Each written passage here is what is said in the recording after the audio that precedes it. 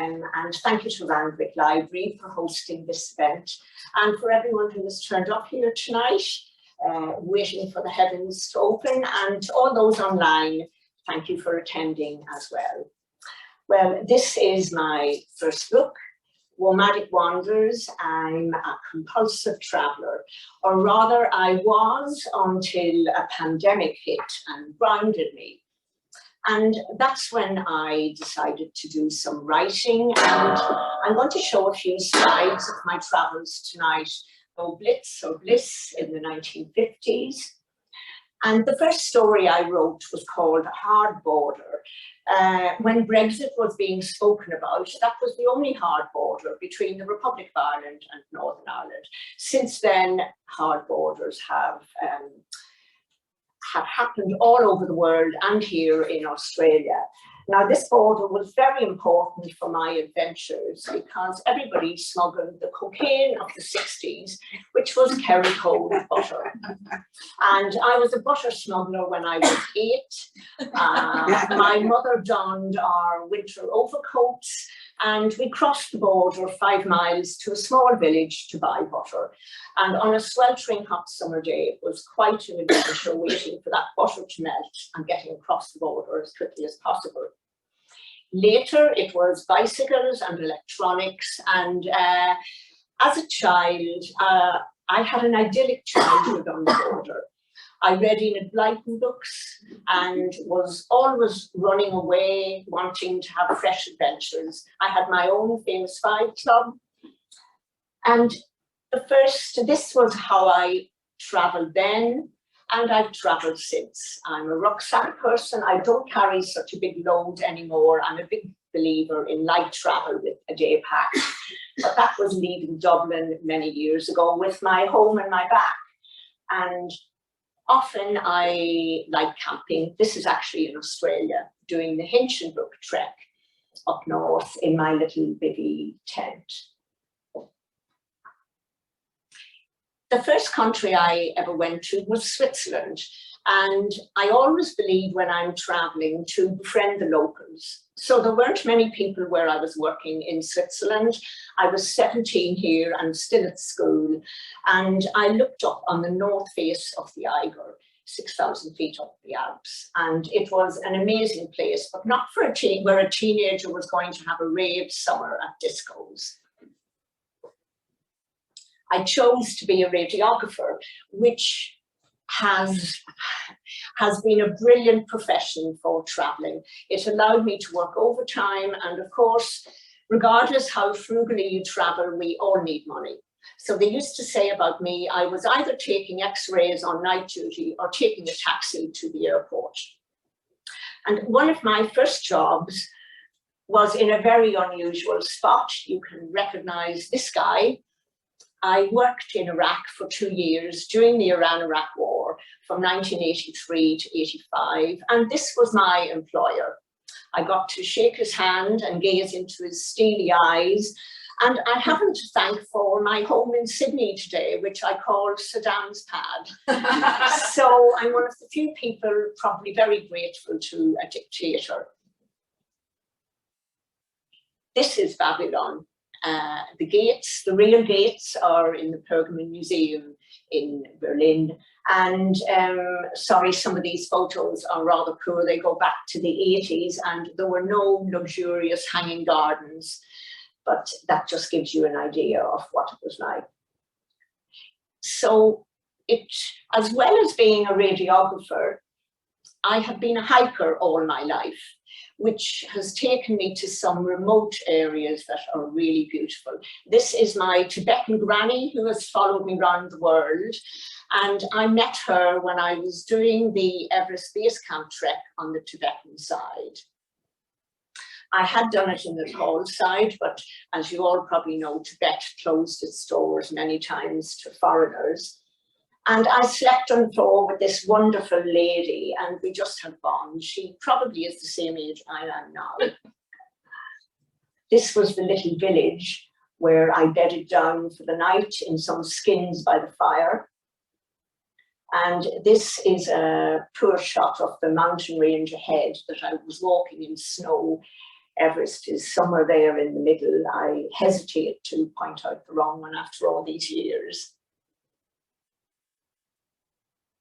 Another reason I like traveling is to get into remote areas and see some of the wildlife.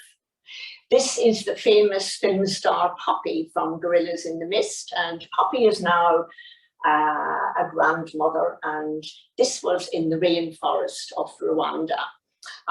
This trip now costs 1,500 euros or dollars, I think, for an hour. I was very lucky to get it for free. So I feel very privileged to have seen the mountain gorillas.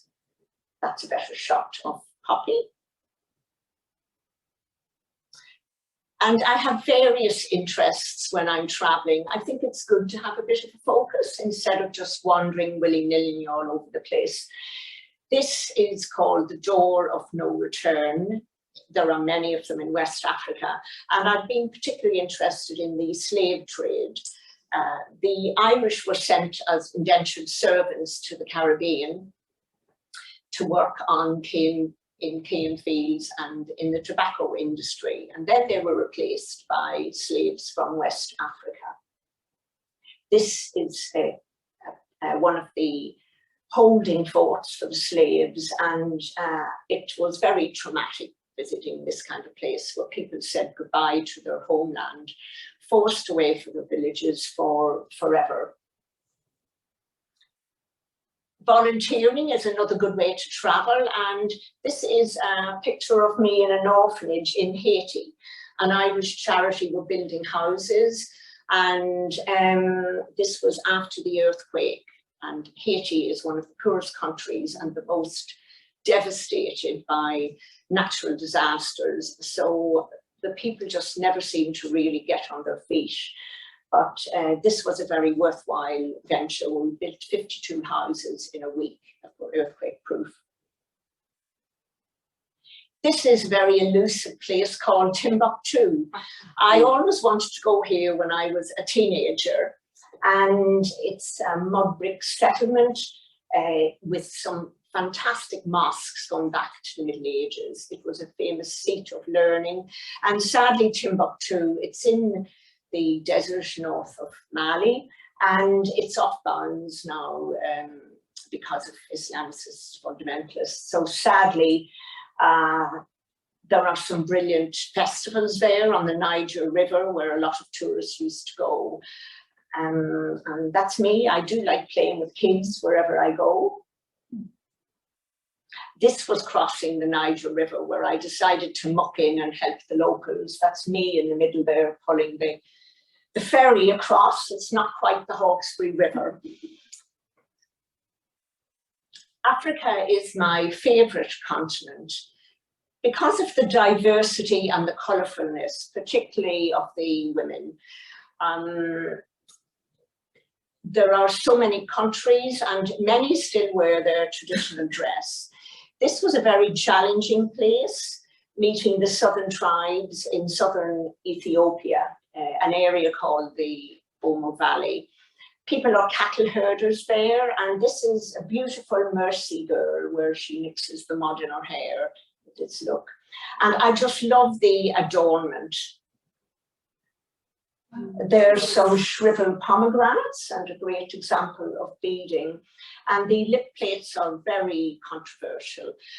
There is a rumor that the women didn't want to beautify themselves in case the slave traders took them away. And it's a cultural habit that happens when girls are about 11 years old. There we have some bottle tops.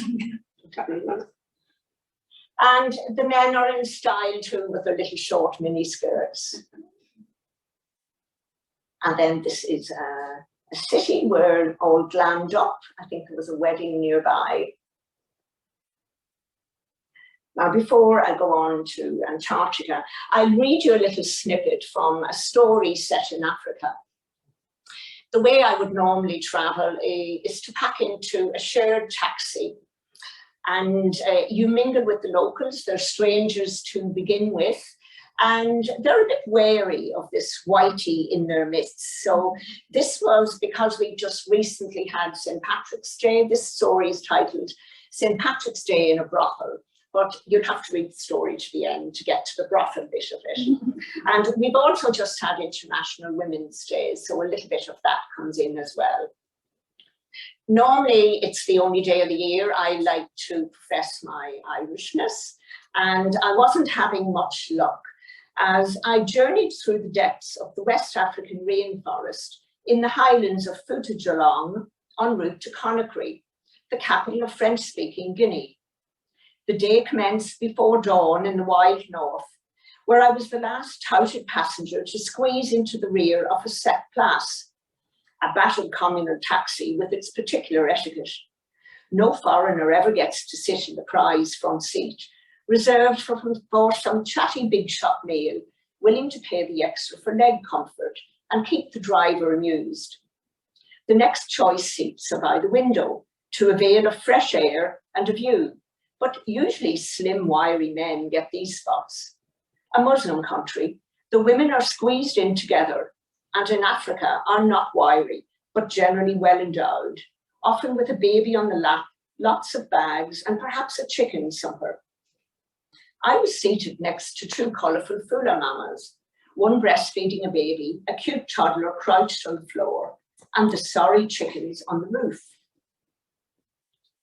Except the big shot and the driver chatting up front, there was silence in the rear until my companions became acquainted.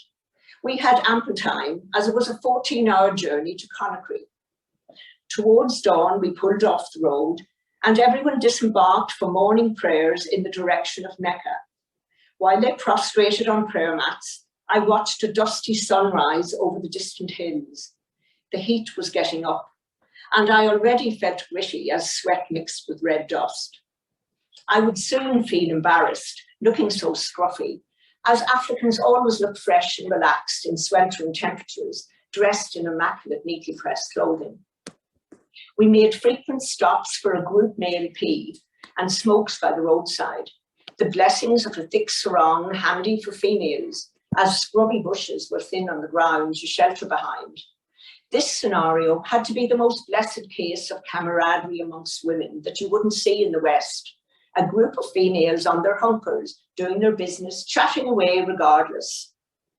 We pulled in at small roadside stands where plastic sachets of water, chewing gum for the 3-year-old, and disposable nappies for Junior were purchased. Sadly, at one stop, I noticed that the truss chickens were now deceased, hanging limply from the roof rack.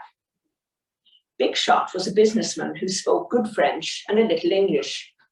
Curious, he interrogated me on the reason for my journey and wanted to know where I lived. Then he asked that problematic question I generally get asked. Why would a solo white woman travel in such a basic manner when I was rich and should be flying or hire a private taxi? And finally, why didn't I have children and at least 4 grandchildren at my age? And where was my husband or son? Sometimes I invented a husband, but usually I was honest and stated that I liked my independence. This statement quickly had the women nodding and grinning jubilantly, while the men scowled. A rebel in the ranks was contaminating their subversive women with Western ways. So that was travel in West Africa, and you're the best of buddies by the time you reach your destination. I'd just like to show you these bags after talking about the water sachets. These are made in Ghana, and it is a charity to help street people. These are the plastic sachets. People can't afford plastic bottles. They're triangular, and they're sewn with the beautiful kente cloth. This is a laptop bag, and you can get an idea of what they are. So I visited, there's a story in the book called Trashy Bags and Fantasy Coffins Set in Ghana, and you can all have a look at these afterwards if you like. People often ask me where the most fantastic places that I've been to, and it's really hard to choose because every travel destination has its merits, but this is Antarctica. And I was very privileged as a hiker to go on an Irish expedition that was following in the footsteps of Ernest Shackleton. Shackleton was born in Ireland, and some of our party were doing the 3-day traverse of South Georgia, where Shackleton and his men eventually came into the Norwegian whaling station of Stromness. I was part of the backup team on the ship in case there was an emergency.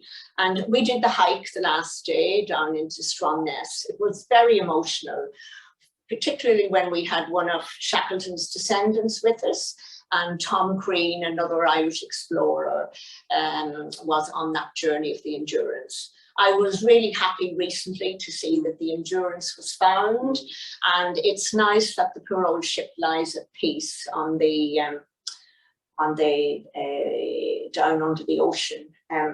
These are some shots of famous icebergs, but I fell in love with penguins. That's me in front, and these are the emperor penguins. These are some chicks enthralled with my gumboots. And the place stank. This is the egg yolk of the emperor penguin. Ma checking her chicks. And these are some cute baby seals. Everything is, and this, I call this one the men's shed. Chin-strapped penguins just hobnobbing away there.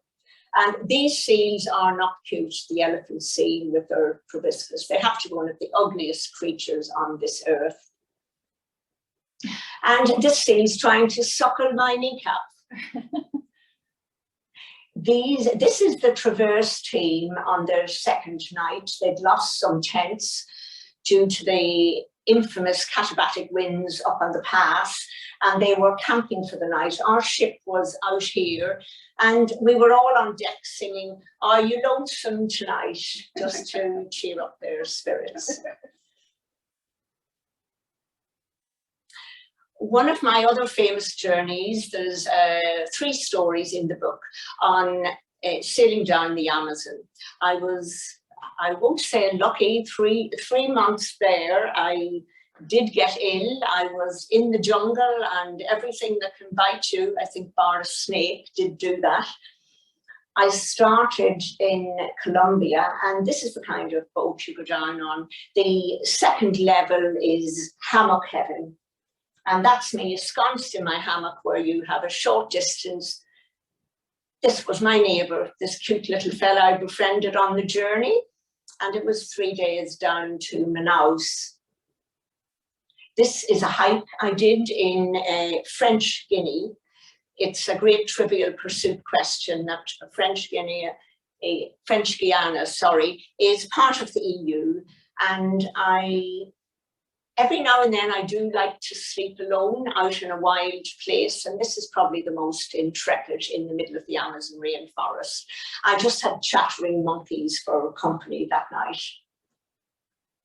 This is a black caiman. They tagged them to keep track of numbers. And this is breakfast, not very appetizing. You pick a bit of meat off. I think it's some kind of a catfish. And another trip I did to visit the land of another dictator this is the Sahara in Libya, when Gaddafi was in control. And I'm very interested in rock art. So myself and 2 friends went down to the southern part on the Algerian border. And there's our camp for the night, way up there in the corner. And I'm traveling with the Tuareg, and that guy on the left used to be a hospital manager in Dublin. I nearly died when we had that in common. So they travel further than the Sahara. These are the famous fighting cats. This area used to be a savanna a long time ago, and these are very famous. This is rock art in Somaliland. It was a difficult place to get to, and it's another one of my interests. These are strange looking cows. So needless to say, I'm very pleased to be living in Australia and have been lucky to visit many of the Indigenous art sites. last year I escaped for a short while camping in the Northern Kimberleys, and that was an amazing place to go.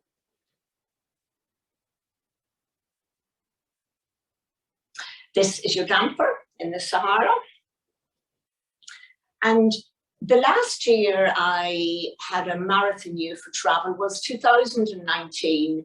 I nearly wore myself out, but considering what happened after that, it was fodder for about 2-3 years without me realizing it. This is the Silk Road in Tajikistan, southern Kyrgyzstan, Tajikistan. And I was wanting to visit the last working silk factory in the area, and it would have taken me 2-3 days to do a big circle and come back. So I decided to hitchhike. So I'm hitchhiking through the Pamirs, and this is some of the landscape, which is very remote. And this is the truck that stopped. And I was traveling with beekeepers. This lady on the left, is actually a medical doctor, but her husband was the beekeeper, and the young guy, Amir, and I befriended each other. So I'll just read another passage on what happened when I was with them for a few hours. It was a long, slow journey. Sorry, I'll just get the right page here. The driver had been driving a long while, and in the early afternoon, our driver indicated he was tired, minding it was nap time. I was beginning to despair of ever reaching Kazaran before dark, but smiled pleasantly and nodded agreeably. We had only passed one other lorry on the road, so I had few choices. Rihanna and Amir and I left out to stretch our legs, while Ali spread himself out in the back and was soon fast asleep. Nearby, a rocky stream gushed down from the mountainside, and Rihanna filled the empty drink bottles from its icy depths. The air smelt of wild garlic and sage, both common in these parts. Come, Joe, Amir beckoned. I was always called Joe. Gerdette's a bit of a mouthful for most foreigners. And he beckoned and started climbing up a narrow goat path. I was his best buddy by now. Rihanna stretched out in the grass to rest, but I clambered after the young boy, and he triumphantly grinned when he won the race to the top. We both sat companionably, staring across to the high Pamirs, and a string of turquoise lakes broke up the deep valley below. There wasn't a human settlement in sight. We both took selfies and photos of each other and descended back down a different rocky path. When I inquired if he could sing, Amir broke into an Asian ditty while I hummed an Irish tune. Mother was in slumber in sage, and loud snoring echoed from the truck, so it looked like we were going nowhere fast. The boy and I built a stone dam in the stream and picked bunches of wild celery growing near to munch on as the afternoon heat waned. In a while, we trundled slowly onwards on the deteriorating road, and it was scary looking down at the steep drop on my side. I was pleased that Ali seemed refreshed after a siesta and was paying attention. We were now in proper Jailu terrain, where the herders decamped to summer pastures with their families. Approaching a cluster of yurts, Ali pulled in once more, pointed towards them, and twiddled the fingers at me again. I got the message loud and clear. The tab was on me for afternoon tea. The family salaamed us politely, delighted at the custom and welcoming to a foreigner. They invited us into their yurt, the walls decorated with red latticework and sporting alpine scenes from an old calendar. The customary spread lay on a low table, bowls of thick, fresh cream and small dishes of apricot and mulberry conserve, with a platter of plump bread not long off the fire. The daughter rekindled the dung fire outside for chai, which takes time to brew at altitude. Meanwhile, it was the custom to hand round bowls of kumi, fermented mare's milk, as we settled ourselves comfortably on the carpet. This kumi was particularly sour, and I struggled not to grimace. But knowing it was excellent for my health, I sipped it slowly while nodding in appreciation. Small talk ensued in Curzig on the purpose of the townie's journey, on bees and the stranger from Ireland. Granny in the corner stared at me as if I was an alien. She was washing bunches of mountain greenery for the pot, and I noticed a dead marmot lying on the floor near her. Amir and I filled the gaps and answered queries with Google assistance. The sweet black tea arrived, and silence prevailed as we devoured the best afternoon tea I've ever had. So that was my trip with the locals in the Pamir, and this young guy introduced me to Google Translate on my smartphone. So no dictionaries anymore, or waving the hands around endlessly. Some of the herders bring up a colourful old train carriage and leave it there permanently instead of the yurts. Now, I just put this in towards the end, in case any of you have this idea that you can find an idyllic paradise that is Robinson Crusoe's island. And there isn't a story in the book, but I'd like to say this is San Blas. It's an autonomous area of Panama, and this tiny little island you walk across in 5-10 minutes. This is my tent. There was one family on it, and this is the sunset. And it belongs to the Kuna Indians. They traveled up from South America, and the women cut their hair when they get married. And this mother, it is a matriarchal society. So each family is given an island to look after for 3 months to make some extra money. And this woman came with her husband, her son-in-law, and her daughter and granddaughter. And there was very little to eat. You paid $1 for a coconut tree, freshly off the coconut nut, freshly off the tree, and they caught fish daily. And they charged anybody who came by a small fee for snorkeling off an old smuggler's boat. And these are molas in the background. You can see the lady's tattooed legs. These are made into various items of clothing. And one of the last places I went to in 2019 was Venice. And this was the Venice Arts Biennale. And this was the theme at the time, which has proved very poignant, let us just say. I thought I would just finish the slideshow with "May we live in interesting times." Interesting times are here. And for someone like me as a traveller, I am not sure what the future of travel will be. I've just spent 2.5 months in Ireland and some European countries.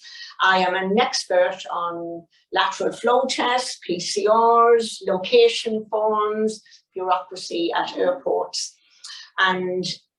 But on one level, I actually enjoyed it because there was no programming or planning very much. Anything could belly up at the last minute. And it reminded me of the early days of travel when you just winged it and whatever happened, happened, and there was no social media to rescue you. So I do hope to continue travel. There's a bit of life in me yet when the skies open up. And of course, I'd like to get back to Africa.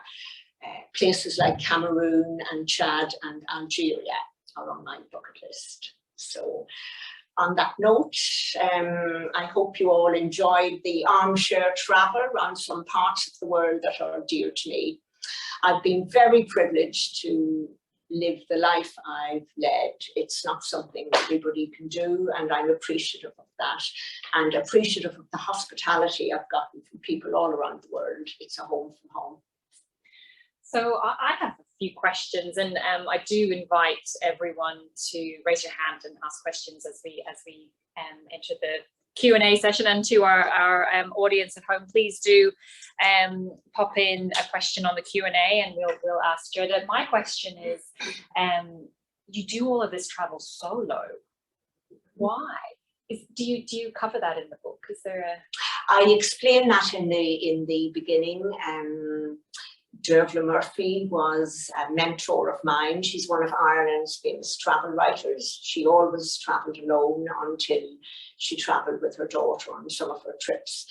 The main reason I travel alone is I won't say I'm a control freak, but you can change direction at any time, change your mind. But the main reason is I'm very interested in the people of a country. And anytime I've traveled with others, you sit in your little group and nobody comes near you. The vulnerability of being a single female means people approach me. I have to talk to people. I have to ask directions. And in many countries, I've been an honorary man, not just brought around to look at babies, but taken off on pig hunts. And I describe some of that in the book. I wouldn't have it any other way. Yeah. And you have Tony Wheeler. Is everyone familiar with who Tony Wheeler is? He's the founder of The Lonely Planet. Has done a foreword for Gerdette. How did that happen? I was very bold, and someone suggested, I was in a writing group, and someone suggested I contact him, and he leaves himself very open to being contacted by travellers. And he asked me to send on some stories, and then he wanted the lot. And his wife, maybe it helped that his wife was in Belfast, so he had a bit of an Irish connection, but he did like the stories. And yes, I'm very grateful for Tony for writing the foreword to the book. Yeah, what a privilege. Is there any questions from the floor? I have one. The intrigue around the cocaine, or should we say Kerrygold butter. Can you tell us a little bit more about, were there any disasters other than the fear of the butter melting? You know, how did you get across the border with it, and what was your mode of transport? And who were the customs officers or police that you would have feared taking your contraband? At that time, there were 2 custom posts on the border. One was manned by the Irish Republic of Ireland Customs, and the other were English custom men. And there would be a bit of a no man's land in between. My family, I don't know why, when there were 5 of us, packed us into a little beetle Volkswagen with the winter coats on, and my younger brother was a squalling baby, which always helped distract from the customs pulled you up at the border, not on the way down, but they knew people smuggled things, so they would search the boot of the car. And we had the butter up under our armpits, under our rucksters, as they say in Ireland. And you just hoped you got through fairly quickly. There's, in the story, The Hard Border, I describe a bit of a mishap with my mother when it didn't go so smoothly. And then later we would cycle bicycles across the rivers, and there were lots of unapproved roads, is a term that was used to bypass the official border post.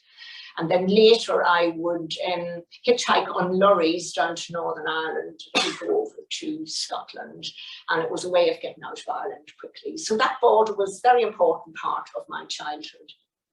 So travel would have changed quite a lot from when you first started, you know, that first trip to Switzerland, sorry, to this final to Venice. What is it? What's the best bits and the bad bits about how travel has changed or is changing? I probably bemoan the old days and would like them to come back. I did have the benefit of Lonely Planet guides, and they were like the Bible. That was mainly because I wanted to know the background of the countries I was going to. There was more people contact in olden days because tourists were fewer. People didn't have social media, television, so any stranger was a curiosity. And also the hospitality of people is just amazing. And I will say that that still is the case today. Sometimes people invite strangers into their homes, and if you leave yourself vulnerable to the friendliness of strangers, it works. Social media, I think, doesn't do young travellers any favours. I still stay in youth hostels. I like meeting younger people and swapping travel talk, but nowadays so many people are on their phones, they're not even reading books anymore, and but of course you can always do the travel chat with other travellers. So the Lonely Planets, you know, now they've got a more hybrid model as well. They've got the online and the books. Well, how do you feel? Will you always be a book? Oh, I have to touch paper. I'm a book person, and half the weight in my day pack when I go anywhere is a guide and some books. And I can assure you, as a hiker, there's no point in relying on any technology when you're... Can't even rely on it in a room like this, put it that way. Yeah, that's it fails you no matter what. You need to be able to yeah, nothing like an old compass. Do you go as rustic as that with the compass? Yeah, I still take one with me just in case, but I'd say I'm very rusty at using it, and I'm probably, yeah, I'm not sure I'm game to go to some remote areas of Australia without the GPS now. Yeah. Is there, I mean, you've travelled widely and vastly, is there and you've mentioned a few places that you want to go back to, is there a particular culture that you most loved, apart from our own Irish one, of course, that really touched your heart and that stays with you? Or I suppose the continent of Africa is what I like most, because there are less tourists there. It's more unpredictable. I love the music and the jollity, despite all the awful things that happen to people due to climate change and despots there. People are incredibly resilient. There's a little island I would love to go back to hike, and that's the French island of Reunion.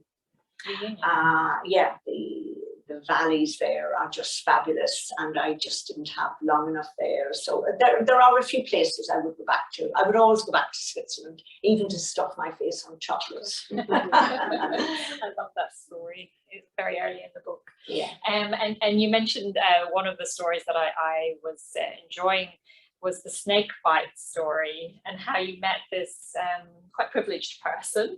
And tell us a little bit more about that. Yes, I don't often mention that story. It just tickled my fancy. Yeah, I can see why. That was a random meeting of somebody from a very privileged background. I wasn't going to publish that story. I changed all the names so that people wouldn't be recognizable. And I was sitting next to for those who haven't read the story, I was with a fellow backpacker in Indonesia who was bitten by a snake bite, and I helped her out, which is what you did in those days. And Tina and I hung around together for a few days, and then we met up again in Scotland, where her father was a laird, and I was astonished at the opulence of the British aristocracy during the season. And I won't say anything else, but I met some celebrities and had to mind my P&Qs, and it was an amazing experience for the weekend. And you just have to read the story for the rest. Good segue. We have a question from our audience at home. Thank you. During your travels, was there any time you felt unsafe? Oh, many times.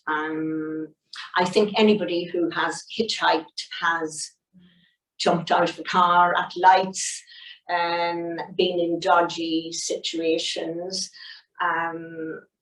I was asked this question recently in Ireland where I did a talk, and my 28-year-old niece was particularly intrigued because there is a lot of harassment of women everywhere. And I just always wear flat shoes and be able to run. And also talking. I said to her that if you feel, well, usually it's with men or a solo man, And I start talking about their sisters and their mothers so that there's a female presence there that they can relate to. And if they have any evil intent, then perhaps it's less likely they'll continue on. I've talked myself out of a few pretty awful situations, but in all my years of travel, I like to trust people rather than distrust, and nothing serious has ever happened to me, and it doesn't stop me going anywhere. You just have to have confidence and go out there and embrace the world.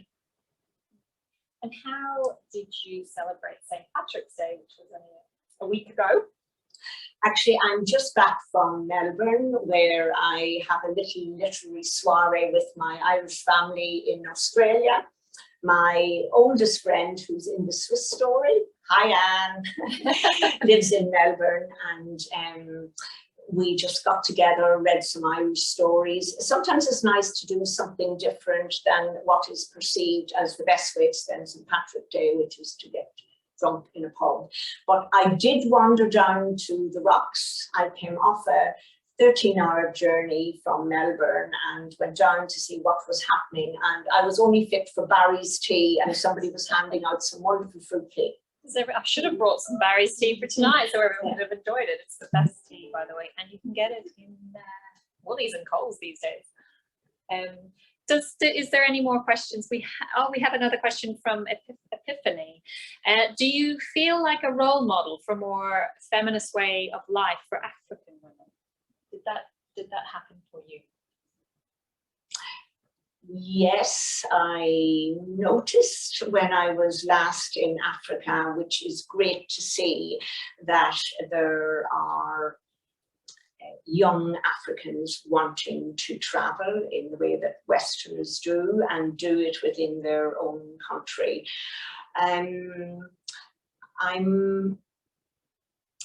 As in every country, you get all the grades of social classes and wealth. And in some places, I was the bottom of the pile I was at a music festival in the Niger, and I did not have the right style on or a Hummer to hop into for the celebs. So yeah, sadly though, there is a wave of Africans heading for Europe for a better life. And that's a very difficult thing when you travel, to explain that things don't always come easy to us, that you have to work, and it's a whole different culture. So I feel very sad when I see images of refugees on the media, knowing where they come from. So you've been to such a diverse gamut of places. And you've spoken about the ones that are dear to your heart. Is there any that you're like, oh, I wish I had never gone there? Oh, I shouldn't. I shouldn't ask, but you know, those are not the stories that we'll get in there. Yeah, there were one or two countries where really I was famished, didn't find much interesting to see, but there's always a story everywhere I go, whether it's the landscape, the people, the mishaps. So I never have any regrets. No regrets. You go with enthusiasm, and if something doesn't live up to your ambition, you tell the tale and move on. That's fantastic way to live. Do you have the travel bug still within you? And if so, where would you like to go that you have never been before? I have a long bucket list. I was meant to go What's on the top of the list? I'm hoping to, I've just had a safe trip to Europe because there are many places you can't go to yet because of quarantine. I have a niece and nephew in Canada, and I had to postpone a trip to Alaska a few years ago. So I'd like to think I might get there later this year. I'd like to get up to the Arctic and see a polar bear. Mm-hmm.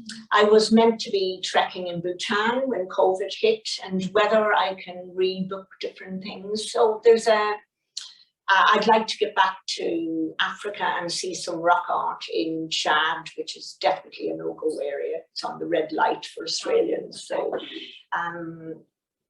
but I tend to make my mind up quickly. If once the door's open, I'm off. And is there anyone else in your family that has that travel book, or are you traveling? They've all left Ireland, so that says something.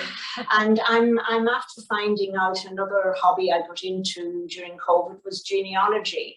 And I thought I was the first Australian among my family, but I've since found out that I had 4 great uncles and 1 great aunt, and 2 children under 5 came from a small village near Monaghan to the gold rush in Gympie. Oh wow! So I'm a van lady now. I have a van with a mattress in the back, and I'm dying to do a road trip north. But obviously, at the moment, for the sad circumstances with the floods. Yeah. Wow! So you put a van as well. Yeah, I like my own mobility, and it's a great way to see Australia and get around and pull up. I like the national parks. So you are a nomad. A womad? A womad. A womad. It's all good. There was someone had the question about the bucket list as well, so I think we've covered that one. Are there any more questions tonight, or shall we? Yep. Of all the time that you spend in traveling, what proportion, you said you worked along the way, so what proportion of the time would you be working, and how much preparation do you do ahead of time to find that work?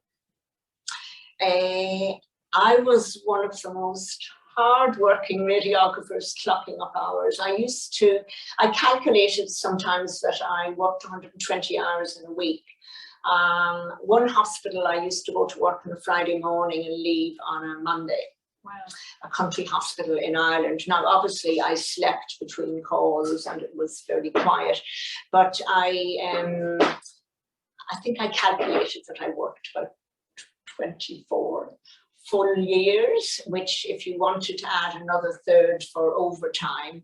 I don't have children, so I retired early and I didn't have to educate anybody at university or buy smartphones, so that let me off the hook. And also as a radiographer, I could move around and always get employment. That's how I came to Australia.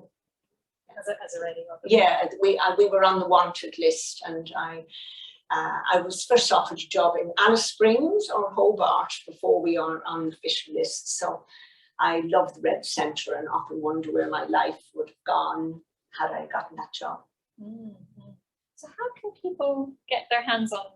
So those at home on your book, we have posted a link so that they can get in touch with you directly. But the book is available on Amazon Australia. It's also in many of the independent bookshops in Sydney. We have a copy or two at the library as well. Yeah, it's in quite a few of the libraries around Australia, which I'm glad to say. And I recently did an International Women's Day event down in Berrigan on the Riverina. Also, I'm happy to post out copies if people want to get in contact with me, either in Ireland or here in Australia. And yeah, thank you. I hope you all enjoy the read of my mad tales. And is there going to be another book? Because I'm sure I've been asked got that. Many stories. I've been asked that a lot recently, and probably I would say that my first passion is travel, not to be a successful writer. This was the incidence of being grounded during COVID, and if there's another pandemic, who knows? There's a lot of fodder in the diaries yet, but I'm so very... You do keep a diary? Yes, I keep diary when I travel. I've stopped writing down the mundane of what I do every day in Sydney, and I'm keen to travel and just see what happens from there. Won't say no, never. Won't say no, never. Now I've left it at the back, but we do have a gift for you from Randwick City Library. It's a bit of a heavy book, so you probably won't thank me for it, but maybe it can stay. I love coffee table books. Oh, it is a coffee table book. It's about Randwick. Actually, Nicole's going to grab that for me. Thank you all so much for your time and your presence tonight. It was so lovely. It felt like sitting at home, listening to a relative. It was really, really enjoyable. So here's in the library bag as well. Oh, Christine, thank you very much. Thank you to everyone. Yeah, thank you, Christine. Really All right, appreciate so- this, and all the library staff. And thank you to those at home who go with me for the tales. So if you would like to buy a copy of the book tonight, Gerdette will help you out there and sign copies for you as well. Thank you. Thank you. Thank you. Thank you.